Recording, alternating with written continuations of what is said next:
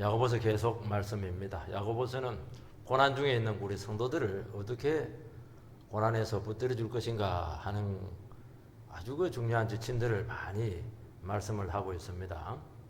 결국에는 우리 어려움과 환난 속에서 우리를 붙들어 줄 수 있는 것은 하나님의 말씀이다 하는 것입니다.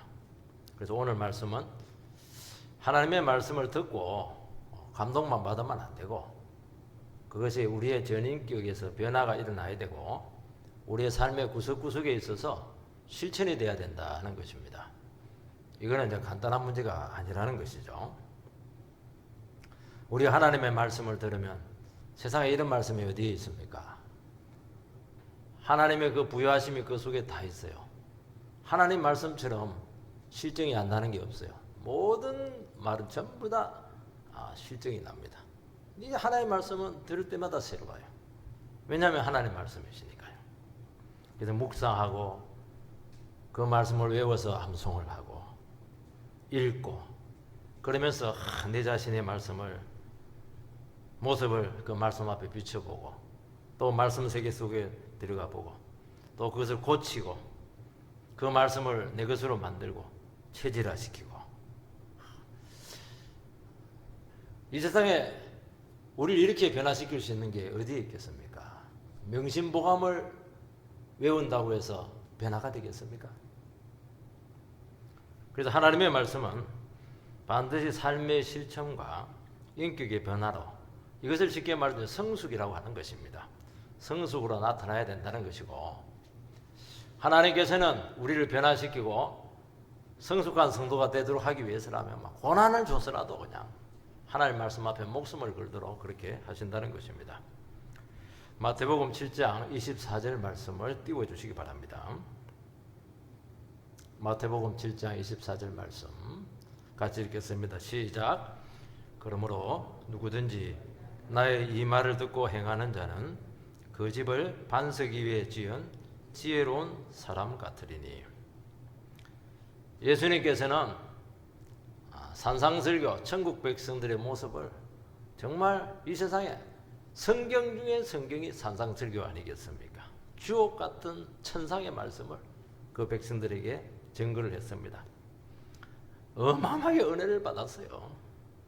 그냥 아마 그 장면을 우리가 안 가봐서 그렇지 거기에 있는 성도들이 펄펄 뛰었을 것으로 생각이 돼요. 근데 예수님께서는 결론을 딱 내립니다. 은혜 많이 받았어? 그게 다 된 게 아니라는 겁니다. 왜요? 하나님 말씀이 너희들의 삶과 인격의 변화로 나타났느냐 하는 문제. 주여 주여 하는 자가 천국에 들어가는 게 아니고 하나님 말씀대로 행하는 자가 천국에 들어간다고 분명히 말씀을 했습니다.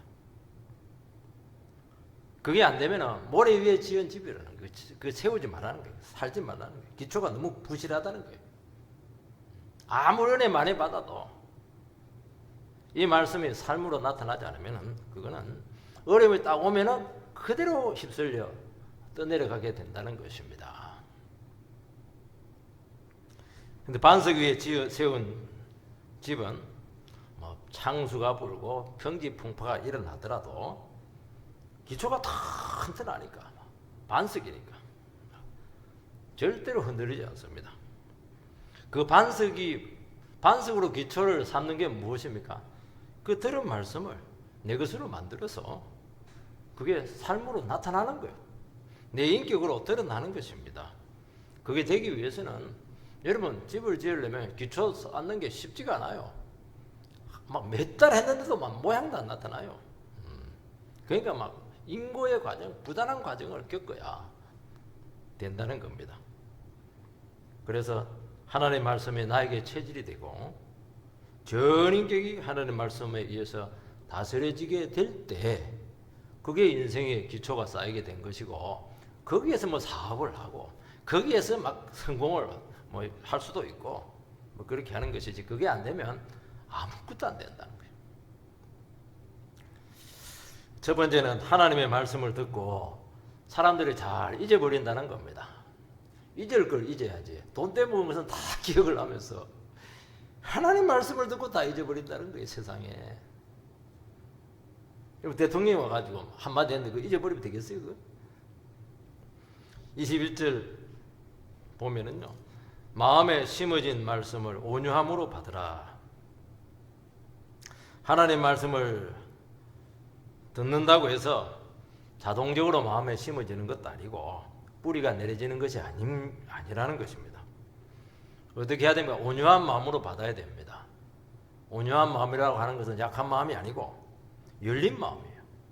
배우려고 하는 그 마음을 가져야 된다는 것입니다. 은혜 받으려고 하는 그 마음을 가지는 거예요. 하나님을 신뢰해야 되는 것입니다. 22절을 보면 너희는 말씀을 행하는 자가 되고 듣기만 하여 자신을 속이는 자가 되지 마라. 하나님의 말씀이 행동의 변화로 나타나지 않으면 전혀 의미가 없다는 것입니다. 듣기만 하고 실천으로 나타나지 않으면 스스로 속는다는 게 어떻게 속습니까?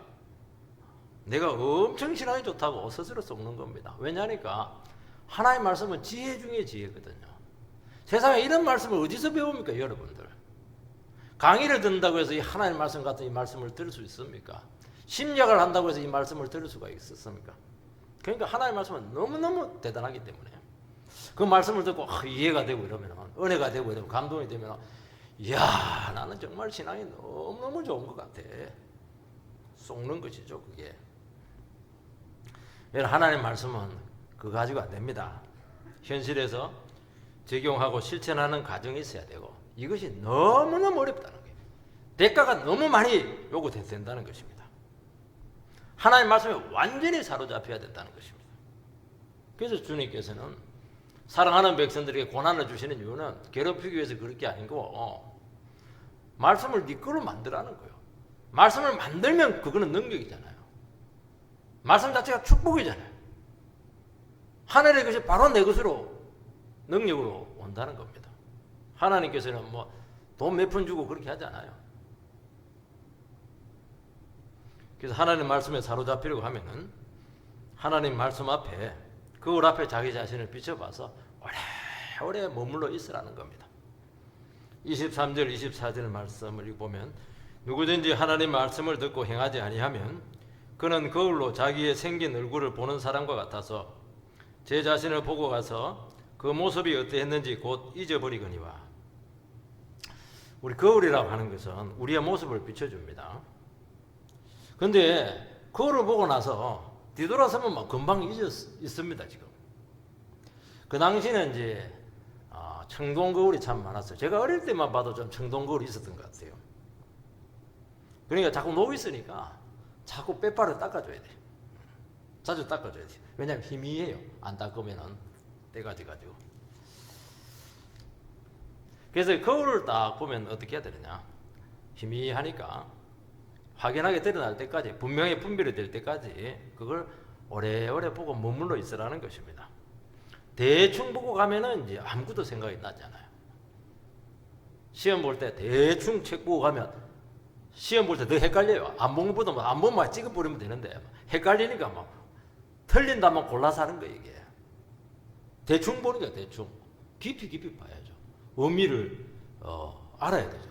배경을 알아야 되잖아요. 우리가 하나님의 말씀을 이렇게 처음 대할 때 처음에는 막 굉장히 희미합니다. 막 안개 속을 걷는 것 같고 오리무중 같아요. 그러니까 막 답답한 거예요. 하나님의 말씀은 말씀인데 이게 나에게 무슨 의미가 있는가? 과연 나의 어려운 현실의 문제, 빚 문제, 이 가정의 어려운 문제들에 대해서 이게 너무 거리가 먼 것입니다. 그러니까 괜히 하나님의 말씀을 그냥 접했다가 더 답답해지는 거예요. 그냥 아예 그냥 돈 빌리고 다니기 훨씬 낫죠. 그런데도 불구하고 그 말씀을 묵상을 하고 그 말씀을 열어달라고 하나님 앞에 나서 기도하고 그리고 조금 깨달은 게 있어요. 뭔가 느낌이 오는 게 있어요. 그냥 뭔가 이거는 좀 막 말이 안 되는 것 같은데도 막 뭔가 좀 의미가 있는 것 같다. 그걸 가지고 내 삶에 막 적용을 한번 해보기도 하고 그러면서 윤곽이 서서히 드러나요. 이야, 하나님의 말씀은 이게 그렇게 마음이 답답하고 막 천근만근 몸을 그냥 내리누른 것 같은데요. 말씀이 밝혀지면서 영혼이 막 밝아져요. 그리고 내 힘이 막 벗겨져 나가요. 이상하게. 안 보이더니 보이기 시작해요. 보인다 보여. 보이면 되거든요. 여러분 카메라에 딱 사진 찍을 때 처음 보면 막 희끄무리 하잖아요. 근데 조리개로 탁 맞추면 초점이 탁 맞으면 막 아예 얼굴이 점까지 다 보인다니까 이게요. 여러분 하나님의 말씀이 바로 우리에게 거울과 같습니다. 우리의 인격과 삶을 비춰보는데 조리개처럼 탁 맞아떨어질 때가 있어요. 그걸 뭐라고 하냐? 하나님의 말씀이 우리의 삶에 접촉했다. 접촉점, 설교는 하나님의 말씀을 가지고 우리 성도들의 삶에 접촉을 시켜주는 거예요. 접촉이 돼야 뭐 불이 붙을 거 아니겠습니까? 그 말씀이 스파크를 팍 일으키면서 막 그냥 영혼에 막 불이 팍 붙는 거예요. 그게 은혜 받았다는 거예요. 그래서 하나님의 말씀 따로 삶 따로 이렇게 되면은 전혀 의미가 없습니다. 하나님의 말씀은 참 놀라워요. 고전도 아니잖아요. 옛날에 성현들의 지혜도 아닙니다. 지금도 살아계셔서 지금도 우리 삶 가운데 말씀하시는 살아있는 하나님의 말씀이에요. 왜냐하면 그분은 여전히 동일하시거든요. 그러니까 하나님 말씀이 우리에게 찾아올 때는 어느 누구든지 어떤 처지에 있든지 어떤 상황 가운데 있든지 우리에게 너무나 적실하게 찾아오는 것이고 하나님 말씀이 우리의 삶을 보여주게 되고 그리고 우리 삶 가운데 반드시 말씀하세요. 이거 안 믿으면 예배 드리지 마시기 바랍니다. 뭐하러 신앙생활해요? 하나님 말씀은 나에게 말씀하신다. 기도하면 응답하신다. 말씀 속에 길이 있다. 말씀이 내 삶의 모든 지침이다. 이거 못 믿으면 어떻게 우리가 신앙생활 할 수가 있겠습니까?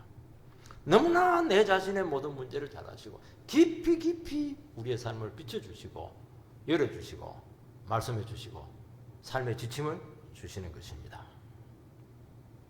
그래서 하나님은 지금도 살아계시기 때문에 우리의 삶의 현장에 대해서 말씀하신다는 것입니다. 그래서 우리의 현재 처지와 우리의 인격 중심으로 파고 들어와서 막 수술해요. 그냥 고름을 짜내고 그냥 아픈 부분은 꼬매버리고 말이죠. 그냥 용기를 주고 막 죄는 막 깨끗하게 만들고 막 인생이 굉장히 불투명했는데 막 하나님 뜻이 막 드러나고 삶의 목적이 막 살아나고 이렇게 되는 거예요. 그러니까 하나님 말씀이죠. 그렇게 안 하고 우리가 어떻게 험난한 세상을 살아갈 수가 있고 죄가 마귀가 들끓고 있는데 어떻게 거기서 현실을 우리가 이기고 극복해낼 수가 있겠습니까? 그런데 오늘 말씀에 문제의 핵심은 뭐냐? 곧 잊어버린다는 거예요. 아니 그 늦게 잊어버리는 것 같아. 바로 잊어버린다는 거예요. 이게. 예배 드리고 계단 내려가면 다 잊어버려요. 그냥. 왜 그래요? 하나도 내 마음에 부딪힌 게 없어서 그래요. 말씀이 한 주기로 들어왔다 한 주기로 막 세버렸어요. 왜 그러냐? 중심이 잘못돼서 그렇습니다. 말씀을 들을 의사가 없어요. 그리고 그 실행할 의사가 없는 거예요. 그거 쉽게 말해서 정말 하나님 말씀이 나에게 생명이고 이거 아니면 내 죽습니다. 그렇게 하면 어떻게 잊어버릴 수가 있겠어요? 그게 목숨인데 그거 놓치면 나는 인생 끝나는 것인데요. 우리가 하나님의 말씀을 들으면 양심이 찔릴 수가 있습니다. 뭔가 뜨끔해요. 느끼는 게 있다는 거예요. 근데 그러면 그게 하나님께서 나의 영혼을 만진 거잖아요. 그러면 어떻게 해야 됩니까? 그것을 가지고 기도를 자유로 나가야 되죠. 그걸 가지고 더 깊은 말씀의 세계로 들어가야죠. 내 자신의 모습을 비춰봐야죠. 그러니까 하나님께 더 넓혀 볼 텐데 안 그러는 거예요. 아, 오늘 기분이 영 안 좋네. 그래서 양심을 적당히 무마하고 또 그냥 넘어가는 거예요. 텔레비 보고. 히브리서 4장 6장 4절에서 6절 말씀을 띄워주시기 바랍니다. 같이 읽겠습니다. 시작. 한번 빛을 받고 하늘의 은사를 맛보고 성령에 참여한 바 되고 하나님의 선한 말씀과 내세의 능력을 맛보고도 타락한 자들은 다시 새롭게 하여 회개하게 할 수 없나니 이는 그들이 하나님의 아들을 다시 십자가에 못 박아 드러내놓고 욕되게 함이라. 히브리서 그 청중들은 유대교에서 개종한 사람들인데 핍박이 너무 많으니까 자꾸 유대교로 돌아가려고 그래요. 근데 복음으로 돌아왔는데 이 사람들은 복음의 영광을 본 사람들이에요. 빛을 받았어요. 하늘의 신령한 은사를 맛봤어요. 성령의 선한 일을 서로 누리면서 그들은 살았어요. 하나님의 선하심과 오는 세대의 능력을 그런 체험한 사람들입니다. 은혜를 많이 체험했고 하나님의 살아계심을 많이 체험을 했습니다. 그런데 회개를 하지 않아요. 영혼을 방치해요. 은혜 받은 건 은혜 받은 것이고 삶하고 아무 상관이 없어요. 그러면 무슨 일이 생기느냐? 다음에는 회개할 기회조차 없어지게 된다는 것입니다. 철저히 버림받는다는 것을 이야기하는 거예요. 광야시대 이스라엘 백성이 그랬잖아요. 얼마나 많은 만나를 체험하고 메추라기를 체험하고 그냥 반석에서 물이 터지고 이렇게 했는데도 끝까지 그냥 엉뚱한 소리하고 광야에 다 죽었잖아요. 축복 못 받고. 하나님의 말씀은 영혼의 거울입니다. 우리의 속을 다 비춰줍니다. 여러분 속을 비춰주는 게 얼마나 감사해요. 이게 우리 인생을 보여줘요. 내 인생이 보이는 거예요. 이게 어디가 문제가 있는지. 그리고 욕망들, 정욕들, 내가 살아가는 동기들, 사람들 만나는 대인관계 그런 문제들, 내 속에 있는 정말 교묘한 능구렁이 같은 그런 모습들만 전부 다 보여줘요. 그래서 우리는 말을 안 해요. 하나님의 말씀 들으면 말을 안 해요. 왜냐니까 내 모습이 정말 이상하다는 걸 알기 때문에 어떻게 그 말을 진실하게 얘기할 수가 있겠어요. 말 못해요. 우리는 그냥 말씀 앞에 드러난 그 쫙한 모습을 가지고 기도의 자리로 나가고 막 눈물 흘리고 회개하고 막 돌이키고 그거 외에는 할 게 뭐가 있겠어요.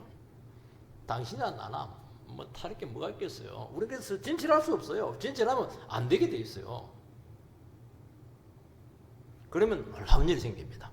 깨끗하게 되고 그 흉한 부분들이 하나씩 하나씩 따듬어지고 치료되게 된다는 것입니다. 여러분 우리가 왜 거울을 봅니까? 거울 보고 난 너무 잘났어. 뭐 그런 사람도 있을 거예요. 그것도 정신병이에요. 그거는. 거울을 보는 것은 고치기 위해서입니다. 묻은 거 있으면 떼내기 위해서 그렇게 하는 거예요. 여성들 밥 먹고 나서 막 보고 막 립스틱 하고 이렇게 하잖아요. 지금 따듬고 아름답게 만들기 위해서 바꾸려고 그렇게 하는 것이 목적이지 않겠습니까? 말씀이 그렇다는 겁니다. 그런데 다 그렇다는 게 아니에요. 그렇게 하는 걸 너무너무 싫어하는 사람들이 있다는 겁니다. 왜요? 하나님의 말씀 듣고 막 칭찬받고 막 축복만 받고 싶어하고 막 그런 분들이 있다는 겁니다. 그거 자체가 나쁜 건 아니에요. 근데 더 중요한 거는 거울 앞에 머물러 있으라는 거울 앞에. 그거 되면은 나머지는 되는데 자동적으로 축복이 따라올 텐데 축복만 달라는 거예요. 왜 피곤하게 내 모습을 보라고 그렇게 하냐는 거예요. 자꾸 눈물도 안 돼. 눈물 흘리면서 기도하라고 왜 하냐는 거예요. 지금 뭐 좋은 예화 가지고 성공신화들 막 자꾸 얘기해주고 인생 살아가는데 뭐 비법들 자꾸 주고 성경에 비법도 많아요. 경영법 이런 거 예수님의 경영법 이런 거 가르쳐 달라는 거예요. 들을 때는 막 굉장히 쫄깃해요. 왜냐하니까 쏙쏙 들어와요. 왜냐하면 우리의 모습이니까 은혜가 돼요. 축복이 되는 것 같아요. 시간 지나면요 하나도 안 남아요. 저도 한번 옛날에 대인관계법, 성공법, 직장에서 일반 쏙쏙 들어와요. 성경에서 나왔더라고요. 하나도 그게 현실이 적용이 안 된다는 걸 금방 알게 되었어요. 그 시간 낭비입니다. 보험은 분명하고 확실합니다. 하나님의 말씀을 듣고 순종할 때 하나님을 체험합니다. 그리고 밝아져요. 모든 게 흐리멍텅했는데 하나씩 이렇게 확실해집니다. 선명해져요. 근데 그렇게 하지 않고 깨를 부리고 실천하지 않고 핑계대가면서 말씀을 요리요리 피해가고 그러면 이상하게 진리가 점점 희미해져요. 처음 복음을 들으신 분들 중에서는 보면은 세상에 이런 말씀이 어디 있나? 충격을 받아요, 충격을. 근데 1년, 2년, 3년, 10년 되고 이래 버리면 말씀은 똑같아. 그러니까 영혼이 굉장히 희미해지게 되는 것입니다. 그 이유는 하나님 말씀을 듣기만 하고 어느 순간 하나님께서 주시는 그 영혼의 충격을 잠재우고 있기 때문입니다. 다른 것은 잠재워도 돼요. 하나님 말씀해 주시는 감동은 절대로 잠재우면 안 돼요. 그걸 가지고 어떻게 해야 돼요? 그걸 가지고 더 하나님께로 나가버려야 돼요. 어디까지? 하나님 보좌까지. 그 보좌에서 뭔가를 얻어내야 되잖아요. 능력을 얻든지 응답을 얻든지 치료를 받든지 회복이 되든지 해야 될 거 아니겠습니까? 근데 현실 살아가기 힘드네. 현실에 가 타협해버리고 되는 대로 살자. 자기와의 싸움을 막 포기하는 거예요. 피곤하니까. 기도하는 거 얼마나 피곤해요. 눈 감고 있고 무릎 꿇고 있으면 막 신경통 힘들어요. 그러면서 점점 진리에서 멀어지는 것입니다. 하나님의 말씀은 너무 놀라워요. 하나님의 말씀은 너무 새로워요. 신기해요. 그 해석을 안 해도 돼요. 진짜 마음이 가난하면 읽으면 돼. 읽으면 눈물이 핑 돌아요. 얼마나 이 능력이고 이게 새로운지 생명을 살리는지. 아무리 피곤해도 드링크 맞을 필요 없어요. 딱 읽으면 막 힘빵 나버려요. 아, 정말 그게 성경입니다, 이게. 근데 늘 똑같아요. 늘 그 말씀이 그게 이제 잠자고 있는 겁니다. 흥미를 잃게 되고. 성경에서 흥미를 잃으면 어떻게 되느냐? 다른 것에서 반드시 흥미를 찾습니다. 성경처럼 재밌는 게 없잖아요. 성경처럼 통찰된 게 없고 성경처럼 새로운 게 없거든요. 여기서 흥미를 잃어버리면 세상에 가서 찾습니다. 절대로 만족할 수가 없어요. 술 먹는다고 되겠어요? 영화 본다고 되겠어요? 절대로 안 돼요. 이거는 다른 걸로 채울 수가 없는 거예요. 말씀과 성령 외에는 절대로 채울 수가 없는 거예요. 그러면서 계속 만성적인 불감증에 빠지게 되는 것입니다. 계속 그냥 금단 현상이 나타나게 될 것입니다.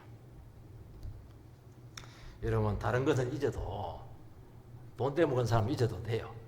근데 말씀은 절대로 잊으면 안 됩니다. 여러분, 정말 하나님의 말씀을 제대로 맛을 봤는데 그걸 잊어버릴 수 있겠어요? 맛집도 잊어버리냐고 그 먼 산중턱까지 찾아가는데요.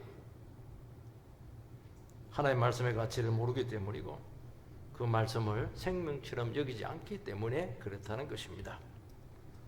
여러분, 하나님의 말씀을 먹지 않으면은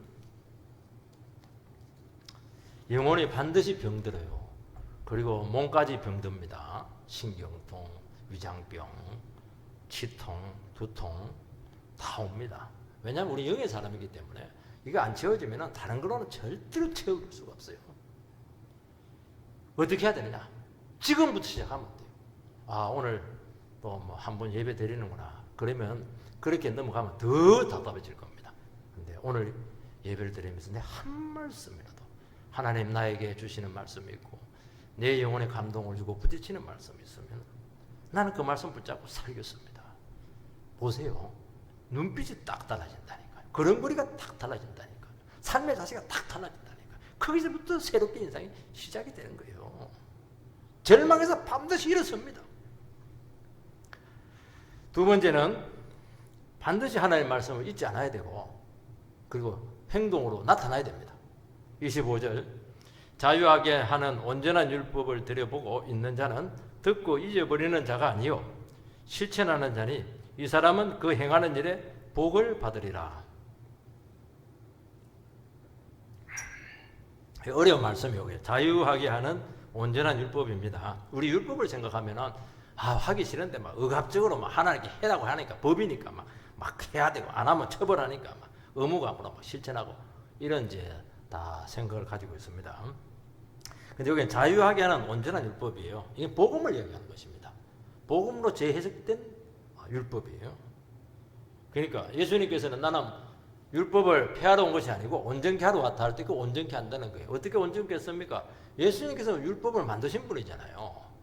율법의 깊은 배경들과 정신을 예수님께서 다 알고 있잖아요. 율법의 바른 의미가 거기서 다 드러나게 된 거예요. 그러니까 율법도 복음이에요. 쉽게 말해서. 그래서 율법의 한계를 극복해서 불가능한 순종을 간증하게 하신 분이 예수님이시거든요. 여러분, 말씀을 들여다보고 그 말씀을 갖고 몸부림치고 그 한 말씀이라도 잊지 않으려고 내 삶의 피가 되고 살이 되기 위해서 몸부림치는 영혼들이 있습니다. 그러면 무슨 일이 생기느냐? 놀라운 일이 생깁니다. 하나님의 말씀의 세계 속으로 주님께서 우리를 인도를 해요. 이 세상에 없는 놀라운 세계로 우리를 인도합니다. 하나님의 말씀을 생각을 해요. 그 말씀을 가지고 고민해요. 지각을 써서 막 하나님의 뜻을 막 생각하고 적용을 해요. 그러면 또 놀라운 일이 생기는데 머릿속으로 이해하던 그 말씀이 가슴으로 내려와요. 머리하고 가슴하고는 한 20cm 부위 안 되는데요. 머리에서 가슴으로 내려오는데 10년이 걸린 사람이 있고 20년이 걸린 사람이 있고 평생 못 오는 사람이 있어요. 여러분 여기서 내려오는 게 이게요 보통 일이 아니에요 이게. 예. 그런데 어느 순간 하나님의 말씀을 들으니까 몸부림치는 순간 이상하게 가슴이 뜨거워지면서 감동이 오고 막 눈물이 쫙 나오고 그냥 몸이 풀어지고 그냥 결단이 막 생기고 막 외통하는 마음이 막 살아나는 거예요.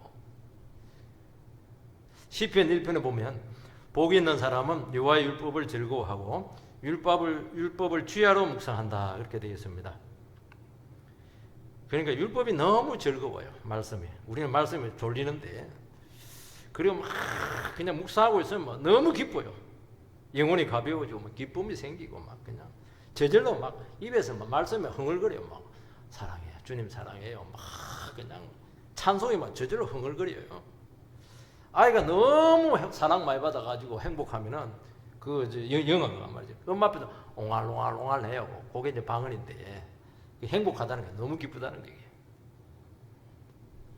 그동안 영혼을 얽어매고 있고 우리 영혼을 가슴을 누르게 한 이런 얼마나 일들이 얼마나 많아요. 아마 오늘 이 자리에 오기까지 우리 성도들께서 막 가슴 졸이는 일들 답답하고 막 또 온갖 소리 다 들어가지고 막 심정이 막 찢겼을 겁니다. 얼마나 힘들어요. 그런데 하나님의 말씀을 딱 들으면 하나님의 사랑이 같이 오잖아요. 말씀은 사랑이니까. 그리고 말씀은 눈을 밝게 하잖아요. 그러니까 우리가 막 사람에게 매여 있고 제도에 매여 있고 사람 말에 매여 있고 다 매여 있거든요. 말씀이 두두둑 다 걸어버리는 게 그냥. 그러니까 영혼이 그렇게 가벼워질 수가 없어요. 노래가 나와요. 그냥. 그리고 뭐 세상에 이런 하나님의 말씀이 어디에 있어요? 어떻게 하나님의 말씀이 의무가 될 수가 있겠어요? 막 더 말씀 달라고 한 방울이라도 한 말씀 더 달라고 무조건 순종하겠다고 실천하겠다고 자발적이죠. 억지가 어디서 나와요?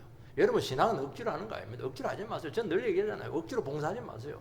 천사도 헛말은 봉사를 왜 억지로 해요? 억지로 자발적으로 하세요. 싫으면 안 해도 돼요. 여러분 말씀을 들여다보고 묵상을 하면 깨달음이 자꾸 와요. 깨달음이 와요. 이런 깨닫는다는 게 이게 너무 놀라운 일이거든요. 깨닫는다는 것은. 깨닫는다고 하는 것은 뭘 얘기하니까 지금까지 고정관념으로 우리가 생각하고 있던 것들의 생각을 바꿔주는 거예요. 시각을 바꿔주는 거예요. 이 시각은 평생 안 바뀌어요. 절대로 안 바뀌어요. 근데 바꿀 수 있는 방법이 있어요.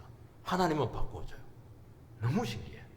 네 그 생각 틀렸어. 그렇게 살다가 네 병들어. 그렇게 살다가는 인생 망치는 거야. 그러면서 정말 놀라운 세계를 보여줍니다. 그러면서 시각이 한순간에 탁 바뀌어버려요. 그러면서 인생이 바뀌는 겁니다. 말씀의 세계가 열리기 때문이죠.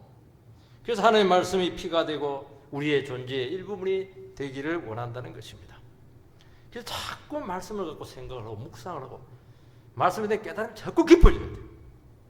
깊어질수록 놀라운 경험이 나타나고 기적이죠. 그 자체가 기적이에요.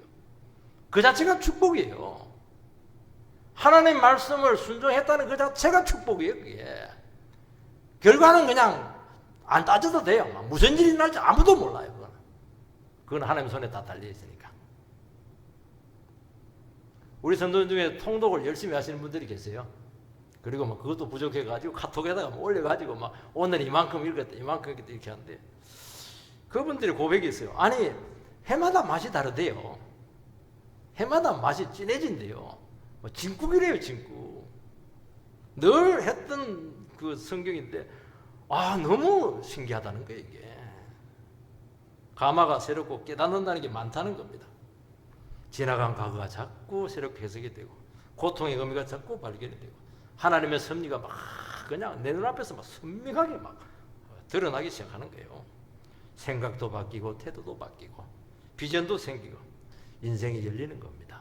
이거 외에 우리 여러분의 인생을 새롭게 할 수 있는 것은 아무것도 없어요. 이 방법을 반드시 여러분들께서는 꼭 마음속에 새기시기 바랍니다. 얼마나 우리가 미워하는 사람이 많아요. 왜 미워합니까? 내 생각으로 다르니까 미워하죠.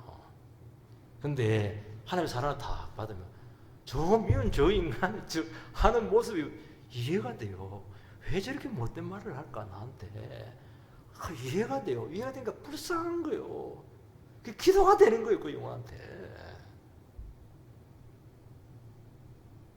하나님의 말씀이 깊어지면서 말씀이 절대로 우리를 그대로 두지 않습니다. 깊어진 만큼 삶의 폭이 넓어지는 거예요. 깊어진 만큼 역사가 나타나는 거예요. 깊어진 만큼 살아가는 거예요. 이게 삶을 부욕해 하는 것이지 뭐 세상을 다 가졌다고 해서 아이고 그릇이 적은 사람은 세상 가지면 큰일 나요. 그거 사고칩니다. 그거. 뭐라고 되어 있습니까? 행하는 것마다 복을 받으리라. 받으시기 바랍니다. 행하는 것마다 복을 받으리라. 우리는 하는 것마다 죄를 저지르는 사람이 있어요. 제발 하지 말라고. 당신은 뭐 투자만 했다면 막 그냥 집안 말아먹는다고. 그래서 되겠습니까? 하는 것마다 복을 받아야죠. 세 번째는 말씀의 실체는 진정한 경건으로 나타나야 된다는 것입니다. 경건하면 우리는 이제 기도 많이 하고 금식도 많이 하고 봉사도 많이 하고 예배도 많이 하고 이런 이제 정적인 신앙적인 행위를 많이 생각하는데 그것도 맞습니다. 목사님 말이지 기도도 하지 말라고 그런단 말이에요. 금식도 하지 말라고 그런다. 그럼 큰일 나요. 아니에요. 굉장히 중요한 거예요. 야고보서는 거기에 머물지 않아요. 훨씬 적극적이고 실천적인 국면까지 나가는 거예요. 원래 경건이라고 하는 게 뭐냐면은 하나님께 어떻게 하든지 가까이 나가려고 하는 것입니다. 왜 하나님께 가까이 갑니까? 하나님께 가까이 가야 그분을 닮을 수가 있거든요. 그분의 마음을 알 수가 있거든요. 그분의 마음을 품을 수가 있거든요. 그분이 가까이 가야 내가 깨끗해지거든요. 그래서 세 가지로 경건을 말씀을 하고 있습니다. 26절에서 27절 누구든지 스스로 경건하다 생각하며 자기 혀를 제갈 물리지 아니하고 자기 마음을 속이면 이 사람의 경건은 헛것이라. 하나님 아버지 앞에서 정결하고 더러움이 없는 경건은 곧 과와 과부를 그 환난 중에 돌보고 또 자기를 지켜 세속에 물들지 아니하는 그것이니라. 딱 세 가지입니다. 첫 번째는 참된 경건은 말씀에서 나온 참된 경건은 자기 혀를 제갈을 먹여야 됩니다. 신앙이 참 좋다고 하시는 분들 중에서 의외로 이 말이 통제가 안 되시는 분들이 있는데 실례지만 경건에 실패한 사람입니다. 말이 얼마나 힘이 좋아요. 그런데 그 아가리에다가 딱 막대가 탁 넣어놓으면 주인이 막 딱 타가지고 이라 막 그냥 마음대로 주인 뜻대로 움직일 수가 있잖아요. 여러분 인간의 여러 가지 뭐 육감, 오감 중에 기능 중에 제일 다스리기 어려운 게 뭐냐? 이 쇳바닥에 혀예요. 혀. 이 뼈도 없는 게 살도 아니 근육도 아닌 게 이게 요물입니다. 이게 말을 안 들어요. 그런데 영향력은 어마어마하게 큽니다. 야고보에서 보면 그 큰 유조선이 뒤에는 키 하나로 막 움직인다고 그러잖아요. 이게. 여러분 하나님 아니죠. 말에는 힘이 있어요. 힘이 있어요. 혀로 사람을 죽이고 살립니다. 무서워요. 그래서 하나님 자기가 하는 그 말은 그냥 말이 아니에요. 소리가 아니고 내 인격이 묻어나온 거예요. 그래서 말을 딱 들어보면 사람들은 저 사람을 대충 알 수가 있어요. 그러니까 말이 너무 중요하다는 거예요. 말이. 나는 마음은 그렇지 않은데 말을 그렇게 한다. 그건 아직 덜 따듬면서 그렇게 하는 것입니다. 아직 수양을 더 해야 되는 거예요. 그것은. 여러분 말이 얼마나 힘 있는 줄 아세요? 너무 중요한 거예요. 저는 목회를 하기도 하고 삶을 살아보고 이렇게 할 때 실패하는 사람들이 있어요. 근데 실패하는 사람들 가만히 들어보면 말이 굉장히 부정적이에요. 안 된다고 그래요. 자꾸 엉뚱한 소리하고 이렇게 해요. 근데 성공하는 사람들 보면 말에 힘이 있어요. 벌써 되는 거예요. 그러니까 말은 그렇게 중요한 거예요. 나는 안 돼. 그렇게 안 되는 거예요. 나는 아무리 힘들어도 돼. 그럼 되는 거예요. 그게 말이라는 게. 왜냐하면 안에 들어있는 것이 말로 나오거든요. 그게 나 안에 뭐가 들어있느냐? 말씀과 성령으로 들어있으면 그게 나오는 것이죠. 그 세상 탐욕이 들어있으면 음란이 돼서 음란한 말이 나와요. 음란 패설 막 하잖아요. 술 먹으면서. 생각이 어리면요 어린 말이 나오고, 지혜가 있으면 지혜로운 말이 나와서 사람들은 영혼을 막 살립니다. 안에 분노가 있고 상처가 있으면 정말까지 말한 것마다 그냥 찌르기 시작하는데, 아이고 독이 들어가지고 죽습니다. 그 한번 맞으면은. 여러분, 혀를 제가 먹일 수 있다면은 이 사람은 하나님 다스림 안에 있는 것이고, 그게 성령 충만이에요. 이 사람은 모든 것을 다 할 수가 있어요. 근데 혀가 안 되는 사람은 다 해놓고 막판에 말아먹어요. 이 혀 때문에, 이 쌔바닥 때문에 안 되는 거예요, 이게. 그래서 말에는 절대로 후회가 없어야 되는 겁니다. 애매한 말 안 하면 돼요. 말하니까 문제가 생기는 거예요. 저 사람 말하면 막 용기가 세고 힘이 나고 막 살고 싶은 사람이 생겼는데 막 기가 꺾이고 막 그냥 낙심이 되고, 아유, 그건 잘못됐죠. 두 번째는 이웃과의 관계에서 긍휼을 베푸는 겁니다. 환난 날에 고아와 과부를 돌아보는 것이죠. 하나님께서는 우리에게 복음을 통해서 이제 자유를 주었어요. 옛날에는 우리는 자유가 없잖아요. 죄의 노예였고 정욕의 노예였고 세상의 노예였는데, 마귀의 노예였는데, 이제는 너무 많은 자유를 주었어요. 그 말은 뭐냐니까 우리가 모든 것을 다 할 수 있게 되었다는 겁니다. 그런데 참 놀라운 것은 뭐냐, 모든 것을 다 할 수 있는데 아무것도 안 해요. 왜 아무것도 안 합니까? 제일 좋은 거 하려고, 제일 중요한 거 하려고. 그게 뭐예요? 율법을 행하는 거잖아요. 하나님 뜻대로 사는 것이잖아요. 그래서 제일 중요한 게 이웃을 사랑하는 겁니다. 여러분, 제일 힘든 게 뭐냐? 우리는 정말 자기중심주의라서 너무 인색해요. 내밖에 모른다는 거예요. 그것을 뛰어넘으라는 겁니다. 이 구약에 보면 하나님은 고아와 과부들의 아버지입니다. 고아와 과부들은 지금이야 상관이 없지만 그때는 세상에서 생존 자체가 불가능해요. 그래서 고아와 과부들을 건드리는 것은 하나님을 바로 건드리는 거예요. 그리고 고아와 과부들의 울부짖음은 바로 하나님께서 응징을 합니다. 제일 불쌍한 사람들이죠. 그래서 그 환난이라고 하는 것은 진짜 어려움에 환난에 빠졌다는 거예요. 그 아무것도 없는 그 사람 도와줘봐야 뭐 생기는 게 뭐가 있겠어요. 부자들 막 같이 밥 사주고 이러면 막 세 배로 얻어먹고 이럴 텐데, 밑빠진 복에 물 붓기죠. 여러분요, 사람은 마음은 다 똑같아요. 지금 굉장히, 여러분 밥 사가지고 밥값 한번 내는 게 쉬운 줄 아세요? 어떤 장로님은 그러시더라고. 대구에 있을 때 나는 우리 두 딸 외에 밥값 내는 건 너무 힘들다고 그러더라고. 너무 정직한 분이셨어요. 저기 새끼 외에는 정말 힘들어요. 생각을 많이 해야 돼요. 아까워요. 근데 이게 극복이 돼요. 왜 극복이 됩니까? 진짜 어려운 사람을 탁 도와줬어요. 근데 그 사람이 너무 행복해하는 거예요. 그걸 보고 있는 나는 더 행복한 거예요. 그냥 기쁨을 이기지 못해요. 왜냐하니까 하나님께서 그 사람을 너무 복되게 하시거든요. 그래서 나중에는 어떻게 하냐니까 자꾸 그런 사람 찾아가지고 도와주고 싶네. 기쁨을 누리려고. 이 세상에 이런 기쁨이 어디 있어요? 그게 경건이라는 거예요. 세 번째는 세상과의 관계에서 나타나는 것인데, 세속에 물들지 않는 것입니다. 세상은 타락이 있고 성도들은 세상에서 살지만 우리는 세상에 소속된 사람은 아닙니다.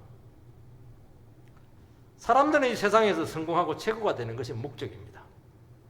그런데 하나님께서는 세상 속에 살아가는 우리 성도들이 한 가지를 요구를 하는데, 성공하고 아니고는 그거는 하나님께 알아서 하는 것이고, 딱 한 가지를 요구하는데, 뭘 요구합니까? 죄 짓지 마라. 깨끗해라는 거예요.